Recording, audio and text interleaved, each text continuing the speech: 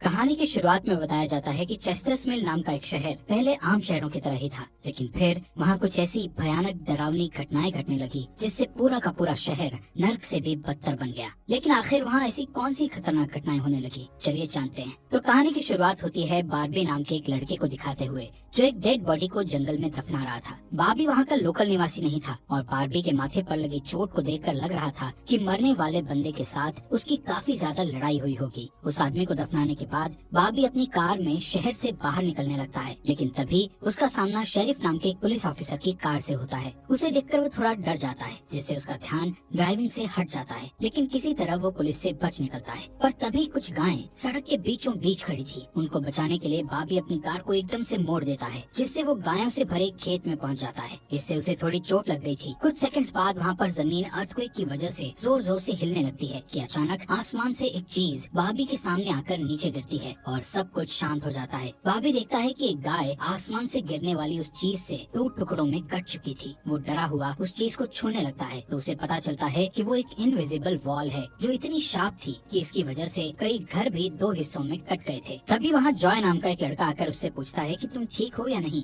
वो भी उस इनविजिबल दीवार को देखकर शॉक्ड रह जाता है। दूसरी तरफ शेरिफ और लिंडा को खबर मिलती है कि उस पूरे टाउन की पावर सप्लाई कट गई है, फोन लाइंस बंद हो गई हैं और इंटरनेट भी काम नहीं कर रहा है। यहाँ तक कि सारे सैटेलाइट कनेक्शंस भी काम करना बंद कर गए थे। तभी शहर के ऊपर से उड़ रहा एक प्लेन उस इनविजिबल वॉल से टकराकर क्रैश हो जाता है, जिसे देखकर लोग और भी ज्यादा घबरा गए थे। और ये बात कंफर्म हो जाती है कि ये सिर्फ एक इनविजिबल दीवार नहीं बल्कि एक राउंड शेप डोम यानी गुम्बद है, जिसने आधे शहर को कवर कर लिया है। वहीं दूसरी साइड हम एक रेडियो स्टेशन पर फिल और उसकी असिस्टेंट डोडी को देखते हैं जो सिग्नल लाने की कोशिश कर रहे थे। वो दोनों थोड़ा कंफ्यूज थे कि अचानक सिग्नल क्यों चला गया। यहाँ पर फिल को लगता है कि ये अच्छा मौका है उनकी रेडियो रेटिंग्स को हाई करने का, इसलिए वो दोनों सिग्नल को ठीक करने में लग जाते हैं। वहीं एक फायर ट्रक डोम की दूसरी तरफ से आ रहा था, जिसे देख बार्बी ट्रक वाले को इस इनविजिबल वॉल की तरफ इशारा करता हुआ उसे रुकवाकर क्रैश होने से बचा लेता है। थोड़ी देर बाद वहाँ इन्वेस्टिगेशन करने के लिए कुछ पुलिस वाले आते हैं, पर इस इनविजिबल डोम को समझना उनके बस की बात नहीं थी। उसी समय वहाँ पर एक शहर का काउंसिलमैन जिसका नाम बिग जिम था वो भी पहुँच जाता है, लेकिन उसे भी इस डोम के बारे में कुछ भी समझ नहीं आता। यहाँ पर पुलिस को इन्फॉर्मेशन मिलती है कि उस शहर की तरफ आने वाले सभी रास्तों को बंद कर दिया गया है, क्योंकि उस डोम की वजह से बहुत सारे एक्सीडेंट हो रहे हैं। इसके थोड़ी दूर घर पर जूनियर नाम का लड़का एंजी नाम की लड़की के साथ इंटीमेट हो रहा था। एंजी पेशे से नर्स थी और जो की बड़ी बहन भी थी। इंटीमेट होने के बाद जूनियर एंजी से कहता है कि मैं तुमसे बहुत प्यार करता हूँ, लेकिन एंजी उसे कहती है कि वो उसके लिए ऐसा कुछ फील नहीं करती। इससे जूनियर का दिल टूट जाता है और उन दोनों में बहस होने लगती है। यहाँ पर उनकी बहस इतनी बढ़ जाती है कि एंजी उसे थप्पड़ मारकर वहाँ से चली जाती है। इसके बाद हम 3 लोगों की फैमिली को देखते हैं, जिसमें मदर कैरोलीन, एलिस और उन दोनों की बेटी नोरी उसी टाउन की तरफ जा रही थी। उन्हें इस बात की खबर नहीं थी कि डोम ने उस टाउन को कवर किया हुआ है। दूसरी तरफ हम जूलिया नाम की एक इन्वेस्टिगेटिव रिपोर्टर को देखते हैं, जिसका चेस्टर्स मिल शहर में बहुत नाम था। एक दिन एक औरत उसे एक सीक्रेट खबर देने के लिए कॉल करती है। वो औरत उसे बताती है कि उसने उस वीक चेस्टर्स मिल में प्रोपेन से भरे 6 ट्रक को जाते हुए देखा है और उसके हिसाब से इतनी बड़ी क्वांटिटी में प्रोपेन जैसे फ्यूल का शहर में आना किसी खतरनाक प्लान का हिस्सा हो सकता है। जूलिया उस औरत को इस बारे में इन्वेस्टिगेशन करने का वादा करती है, पर वो अपने काम में ज्यादा बिजी होने के कारण उस पर ध्यान नहीं दे पाती। वहीं बिग जिम रेडियो स्टेशन जाकर इमरजेंसी की अनाउंसमेंट करता है। कैरोलीन जो एलिस और नॉरी के साथ शहर में आ रही थी ये अनाउंसमेंट सुन लेती है, पर उन्हें लगता है कि ये किसी तरह का एडवर्टीजमेंट है, इसलिए वो इस अनाउंसमेंट पर ध्यान नहीं देती और उनकी कार डोम से टकराते टकराते बचती है,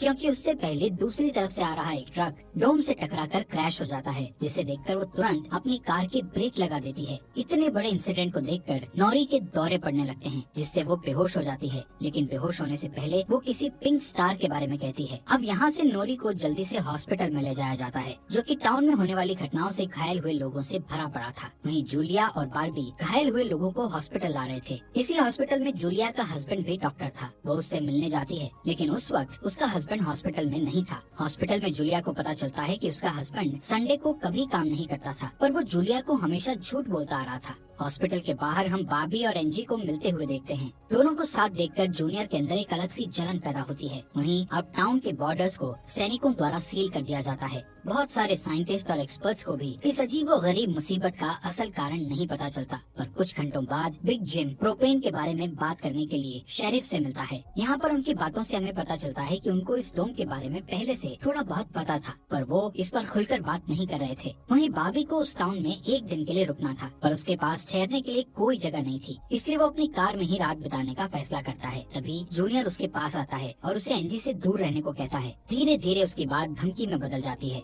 भाभी हैरान होता है कि आखिर उसकी गलती क्या है। इसी बीच वहाँ जूलिया आ जाती है, जिससे वो झगड़ना बंद कर देते हैं। यहाँ से सीन शिफ्ट होता है और हम देखते हैं कि टाउन के ऐसे हालात से लापरवाह होकर एक जगह कुछ टीनेजर्स पार्टी कर रहे थे। इनमें जॉय भी था। जॉय एक लड़के से वहाँ के हालात पर बात करने लगता है, लेकिन अचानक जॉय को दौरा पड़ने लगता है और वो पिंक स्टार के बारे में बोलने लगता है, जैसे कि पहले नॉरी ने बोला था। वहीं जॉय की बहन एंजी घर पर अकेली होती है। तभी अचानक उसके घर में जूनियर घुसकर उसको किडनैप करके अपने फादर के टूटे फूटे शेल्टर में ले जाता है। यहाँ पर वो उसे बताता है कि मुझे पता है शहर को कवर किए इस डोम के बारे में। यहाँ पर एंजी को उससे ये भी पता चलता है कि बिग जिम ही जूनियर का फादर है। जूनियर एंजी को ये भी बताता है कि उसके फादर अपनी फैमिली की सुरक्षा को लेकर हमेशा चिंतित रहते थे, इसलिए उन्होंने फैमिली के लिए ये शेल्टर बनाया था। वहीं दूसरी साइड जूलिया बाबी को अपने घर में ठहरने के लिए लाती है। तभी अचानक बाबी की नजर उसके हस्बैंड की फोटो पर पड़ती है और उसे रियलाइज होता है कि ये वही आदमी है जिसे उसने सुबह मारा था। दूसरी तरफ लिंडा और शेरिफ सभी व्हीकल्स पर नजर रख रहे थे ताकि कोई भी गलती से इस डोम से न टकरा जाए। तभी अचानक शेरिफ को अटैक आ जाता है और वो वहीं पर मर जाता है। अब यहाँ से हमें सुबह की घटना फ्लैशबैक में दिखाई जाती है, जहाँ बाबी टाउन में जूलिया के हस्बैंड जो डॉक्टर थे उनसे मिलने आया था। वो उनसे कुछ पेमेंट की बात करता है पर डॉक्टर उसे पेमेंट देने से इनकार कर देता है, जिस वजह से उन दोनों में झगड़ा हो जाता है और एक्सीडेंटली बाबी उसे गोली मार देता है। बाबी जानता था कि भले ही उसने उसे गलती से मारा है पर उसे इसकी सजा मिलेगी और इससे बचने के लिए उसने उसकी बॉडी को जंगल में दफना दिया। वहीं प्रेजेंट में सुबह उठकर बारबी देखता है कि उसके गले की चेन गायब है, तो वो जूलिया से इसके बारे में पूछता है। जूलिया उससे कहती है कि वो उसकी चेन को ढूंढकर उसे दे देगी, पर तभी बाबी को याद आता है कि वो चेन उस केबिन में ही गिर गया था जहाँ उसने उसके पति को मारा था। उधर जॉय अपने फ्रेंड बेन के साथ था, जिसने पिछली रात सीजर के वक्त उसकी मदद की थी। बेन जॉय से पिंक स्टार के बारे में पूछता है जो उसने रात को दौरा पड़ते वक्त कहा था, लेकिन जॉय को उसके बारे में कुछ भी याद नहीं आ रहा था। वहीं रेडियो स्टेशन में डोडी एक स्पेशल डिवाइस की मदद से डोम के बाहर वाले लोगों से कांटेक्ट करने में सक्सेसफुल हो जाती है। वो सोल्जर्स को आपस में बात करते हुए सुन सकती थी, पर वो उनसे कुछ नहीं कहती। वहाँ सोल्जर्स भी कंफ्यूज थे कि आखिर ये इनविजिबल वॉल क्या है। दूसरी तरफ बिग जिम रेस्टोरेंट में बैठा ब्रेकफास्ट कर रहा होता है कि लिंडा वहाँ आकर उसे शेरिफ के मरने की खबर सुनाती है, जिससे वो लोग तुरंत बंकर में डेड बॉडीज को दफनाने वाले के पास जाते हैं, जिसका नाम लेस्टर था। उधर एंजी शेल्टर में किसी को मदद के लिए बुलाने की पूरी कोशिश करती है, पर वो कामयाब नहीं होती। तभी जॉय वहाँ आता है और उसे चेन के जरिए बेड से बांध देता है। वहीं बिग जिम लेस्टर को अपने साथ लेकर आता है, जो कि शेरिफ का ही दोस्त था। शेरिफ की मौत से वो बहुत दुखी और परेशान हो जाता है। जब लिंडा उनके आसपास नहीं होती, तब वो और बिग जिम पिछले महीने होने वाले प्रोपेन के इम्पोर्ट के बारे में बात करते हैं कि प्रोपेन के इम्पोर्ट में उन तीनों का ही हाथ था और उन्होंने टाउन वालों से ये बात छुपाई थी। शेरिफ की मौत से ये कंफर्म हो गया था कि वो उनकी इन्वॉल्वमेंट के बारे में किसी को कुछ नहीं बता पाएगा, जो कि उनके लिए अच्छी खबर भी थी। उसी दिन बाद में लिंडा पुलिस स्टेशन आती है तो देखती है कि बिग जिम शेरिफ के ऑफिस में कुछ ढूंढ रहा है। लिंडा के पूछने पर जिम उसे कहता है कि वो वहाँ शेरिफ की वसीयत के पेपर्स ढूंढ रहा है, लेकिन असल में वो वहाँ प्रोपेन के इम्पोर्ट से जुड़े पेपर्स को ढूंढने आया था, जो उसे और लेस्टर को परेशानी में डाल सकते थे। वो तुरंत बाहर आकर शेरिफ को बताता है कि मुझे लगता है वो पेपर शेरिफ के घर में होंगे, जिन्हें लाने के लिए वो लेस्टर को तुरंत उसके घर भेजता है। इसी बीच जूलिया जल्दी से रेडियो स्टेशन पर टोडी के पास जाती है, जहाँ वो देखती है कि वो लोग डिवाइस के जरिए डोम के बाहर खड़े सैनिकों की बातचीत सुन सकते हैं। उनकी बात सुनने पर जूलिया को पता चलता है कि वो लोग जमीन खोदकर डोम को बाहर निकालने की कोशिश कर रहे हैं, पर वो इस काम में कामयाब नहीं हो पा रहे हैं। इसके बाद जूलिया रेडियो के जरिए पूरे टाउन में डोम वाली खबर को फैला देती है, जिससे लोगों में डर पैदा हो जाता है और लोग घबरा जाते हैं। वहीं जॉय और बेन बॉर्डर के पास साइंटिस्ट को अपना काम करते हुए देखते हैं।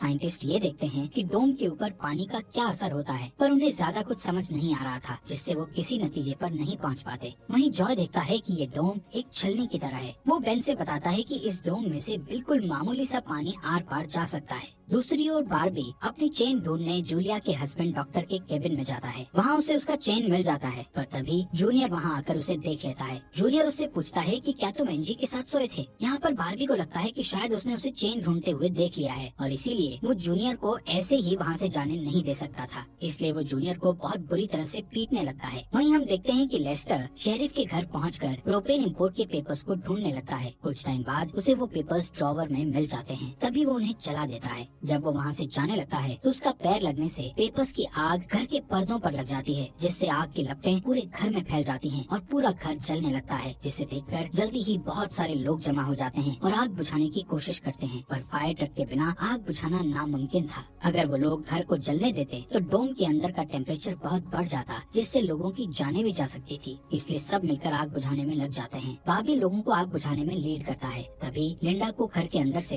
लेस्टर की चीखने की आवाजें सुनाई देती है। वो अंदर जाकर उसे घसीट कर बाहर निकाल लाती है और इलाज के लिए डॉक्टर के पास भेज देती है। यहाँ पर लोगों को आग बुझाने में 1 घंटे के बाद भी कामयाबी नहीं मिलती, उल्टा आग और भड़क जाती है। आखिर में जिम लोडर लेकर आता है और घर को गिरा देता है। तब कहीं जाकर आग शांत होती है। इसके बाद सारे थके हुए लोग इकट्ठा होते हैं। उनमें से पॉल नाम का एक पुलिस वाला फ्रस्ट्रेट होकर कहता है कि हम सभी लोग इस डोम से कभी भी बाहर नहीं निकल पाएंगे, क्योंकि ये डोम आग से जो धुआं निकला है उसे बाहर नहीं निकलने दे रहा। वो कहता है कि हम सभी इस डोम के अंदर ही मरने वाले हैं। इतना कहता हुआ वो हवा में गोली चला देता है, जो कि डोम से टकराकर एक दूसरे पुलिस वाले को लग जाती है और वो तुरंत मर जाता है। यहाँ पर पॉल को अरेस्ट कर लिया जाता है। अंधेरा होने पर जॉय और उसके दोस्त स्केटिंग के लिए जाते हैं। तभी वहाँ पर नोरी जॉय के पास आकर उसे कहती है कि उसे अपना फोन चार्ज करना है। जॉय उसे अपने घर ले जाता है, क्योंकि उसके घर में जनरेटर था, जो कि उस टाउन के गिने चुने घरों में ही था। उधर लिंडा पॉल को जेल लेकर आती है। वहाँ कुछ लोग पुलिस स्टेशन के बाहर प्रोटेस्ट कर रहे थे। असल में वो लोग पुलिस के घटिया सिस्टम का विरोध कर रहे थे। जिम उन सबको ये कहकर शांत करता है कि जरूरत पड़ने पर उन सबकी मदद की जाएगी। लॉकअप में बंद होने के बाद पॉल को हार्ट अटैक आ जाता है, जिससे लिंडा उसकी मदद के लिए दौड़कर अंदर जाती है, लेकिन तभी उसे पता चलता है कि पॉल सिर्फ अटैक आने की एक्टिंग कर रहा था। इसी मौके का फायदा उठाकर पॉल उसे धकेलकर उसे लॉकअप में बंद करके वहाँ से भाग जाता है। इधर बंकर में जूनियर फिर से एनजी के पास जाता है। एनजी समझ चुकी थी कि अगर उसे यहाँ से निकलना है तो उसे जूनियर को छोटे जाल में फंसाना पड़ेगा, इसीलिए वो उससे अपने बचपन की यादें साझा करती है, जब वो दोनों एक बंद टनल में जाया करते थे, और कहती है कि हो सकता है डोम का टनल पर कोई असर नहीं हुआ हो, तो वो लोग बाहर जा सकते हैं। यहाँ पर एनजी सोचती है कि अब वो उसके प्यार के जाल में फंस गया है, तो शायद वो उसे छोड़ दे, लेकिन ऐसा कुछ नहीं होता। जूनियर अकेले ही उस टनल में जाने का प्लान बनाता है। वहीं जिम जब पुलिस स्टेशन में आता है तो पॉल की जगह लिंडा को लॉकअप में बंद देखता है। वो तुरंत उसे लॉकअप से बाहर निकालता है। उन्हें पता चलता है कि पॉल अपने साथ एक राइफल और कुछ गोलियां लेकर गया है। लिंडा तुरंत उसकी तलाश में जंगल की ओर निकल जाती है, क्योंकि उसे पता था कि पॉल अक्सर शिकार करने जंगल की तरफ जाया करता था। वहीं जिम पॉल को पकड़ने के लिए एक टीम तैयार करता है। उधर रेस्टोरेंट में बैठी कैरोलीन को नॉरी की फिक्र हो रही थी, क्योंकि वो पिछली रात अपनी दोनों मदर्स को बिना बताए जॉय के घर रुक गई थी। वहीं जिम लोगों से पॉल को तलाश करने के लिए उसकी टीम ज्वाइन करने को कहता है। वो बॉबी से भी उनके साथ चलने को कहता है, क्योंकि वो आग बुझाने में अच्छा लीडर साबित हुआ था। इसके बाद वो लोग जंगल में जाने लगते हैं। रास्ते में बार्बी अपनी खूबियां दिखाता हुआ उनसे कहता है कि वो मिलिट्री में भी रह चुका है। वहीं दूसरी ओर जूलिया जूनियर को टनल की तरफ जाते हुए देखती है। वो उसे रोककर पूछती है कि वो बैग पैक करके कहाँ जा रहा है, लेकिन जूनियर बहुत जल्दी में था और वो नर्वस भी था। वो कहता है कि मैं बस यहीं पास में अपने दोस्त से मिलने जा रहा हूँ। इससे जूलिया का शक उस पर और भी बढ़ जाता है और वो उसका पीछा करती हुई टनल तक पहुँच जाती है। उधर जॉय के घर पर जॉय और नॉरी साथ में नाश्ता कर रहे थे। जॉय पहले कभी किसी लड़की के साथ अकेला नहीं रहा था, इसलिए थोड़ा नर्वस फील कर रहा था, जबकि नॉरी कॉन्फिडेंट थी और बातचीत में भी हाजिर जवाब थी। तभी बेन और 2 लड़कियों को अपने साथ लेकर उसके घर आ जाता है, जिन्हें फोन चार्ज करना था। उन्हें इम्प्रेस करने के लिए बेन को जनरेटर यूज करना था, जिसके लिए जॉय बेन को थोड़ी बेदिली से इजाजत दे देता है, क्योंकि उस टाउन में जनरेटर एक बहुत काम की चीज थी और इस तरह उसका मिसयूज करना उसे सही नहीं लग रहा था।